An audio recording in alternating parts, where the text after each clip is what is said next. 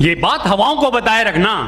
ये बात हवाओं को बताए रखना, रोशनी होगी चिरागों को जलाए रखना।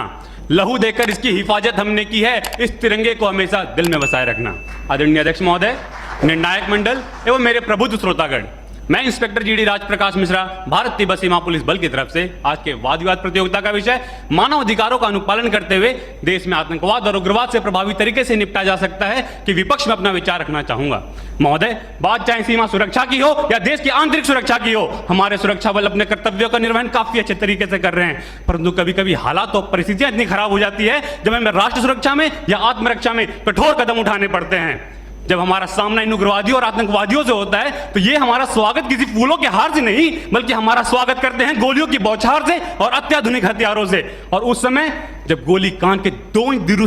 से गुजरती है तो वो जिंदगी और मौत के बीच एक फासला पैदा करती है। और इन परिस्थितियों में भी एक सिपाही के पास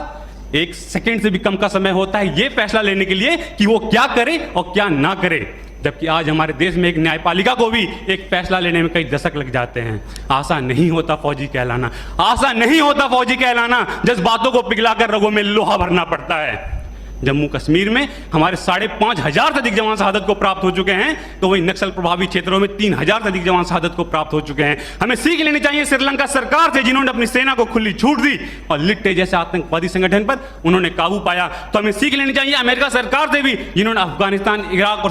सीरिया जैसे देश में भी आतंकवाद को खत्म करने की एक पहल की और उन्हें काफी हद तक सफलता भी मिली। जबकि हमारे देश में एक अधिकारी द्वारा जब एक पत्थरबाज को गाड़ी से बांधकर अपनी टीम को सुरक्षित बचाया जाता है तो लोग उस पत्थरबाज के मानवाधिकार की हनन की बात करते हैं। तो मैं आपको बताना चाहता हूं, अगर 10 व्यक्तियों की जान को बचाने के लिए एक व्यक्ति के मानवाधिकार का हनन कुछ समय के लिए हो भी जाए तो ये किसी भी सैद्धांतिक धरातल पर गलत नहीं है। आज लोहे का स्वाद लोहार से नहीं बल्कि उस घोड़े से पूछना चाहिए जिसके मुंह में लगाम लगी होती है। 1958 में हमारे देश में अस्फा जैसे कठोर कानून लाए गए और पूर्वोत्तर के राज्यों में जहां पर उग्रवाद अपनी चरम सीमा पर था उसे खत्म करने के लिए वहां लागू किया गया। और उसकी सफलता को देखते हुए 1990 में इसे जम्मू कश्मीर में भी लागू किया गया, जो आज भी आतंकवाद का कमर तोड़ने का काम कर रहा है और इसे हटाने के लिए अलगाववादी नेता अपना राग अलापे रहते हैं। तो पंजाब क्षेत्र में भी जब आतंकवाद अपनी चरम सीमा पर था तो हमारे सुरक्षा बलों द्वारा और सरकार द्वारा कठोर कदम उठाए गए और वहां से भी आतंकवाद को जड़ से खत्म किया गया। हमारे महान अर्थशास्त्री चाणक्य ने भी कहा है कि अगर राष्ट्र की सुरक्षा के लिए हमें साम दाम दंड भेद की नीति अपनानी पड़े तो उसे अपनानी चाहिए।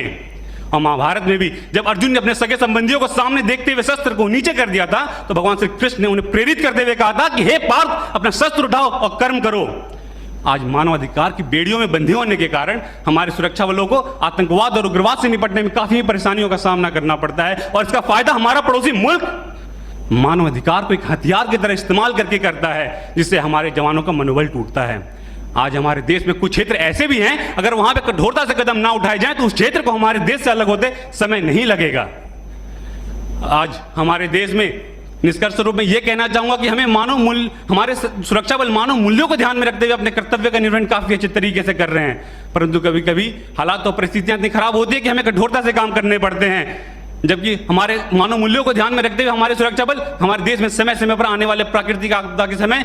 काफी अच्छा काम करते हैं और सीमावर्ती इलाकों में भी सिविक एक्शन प्रोग्राम और बॉर्डर एरिया डेवलपमेंट जैसे प्रोग्राम चलाकर लोगों के मानव मूल्यों को बढ़ाते हैं। और हमारे देश में हमारे आज अजमल कसाब जैसा आतंकवादी, इनका कोई जाति, धर्म, मजहब, नाम पहचान न होने के कारण आसानी से देश में घुस आते हैं और मुंबई हमले को अंजाम देते हैं जिसमें हमारे देश के 166 निर्दोष व्यक्ति मारे जाते हैं। तो वे आदिल अहमद डार जैसे आतंकवादी पुलवामा हमले को अंजाम देते हैं आम जनता के बीच में छुप कर रहते हुए और हमारे सीआरपीएफ के 44 जवान शहादत को प्राप्त हो जाते हैं। तो अब इनको इन्हीं की भाषा में मुंह तोड़ जवाब देते हुए हमारे सुरक्षा बलों ने पठानकोट, बालाकोट, उरी जैसे सर्जिकल स्ट्राइक भी किया और आतंकवाद को जड़ से खत्म करने का भी काम कर रहे हैं। और अंत में निष्कर्ष रूप में यही कहना चाहूंगा एक फौजी के तर्ज में कि कभी ठंड में ठिठुर कर देख लेना, कभी ठंड में ठिठुर कर देख लेना, कभी तपती धूप में जल कर देख लेना कैसे होती है हिफाजत मुल्क की, कभी वर्दी पहनकर देख लेना। जय हिंद, जय भारत।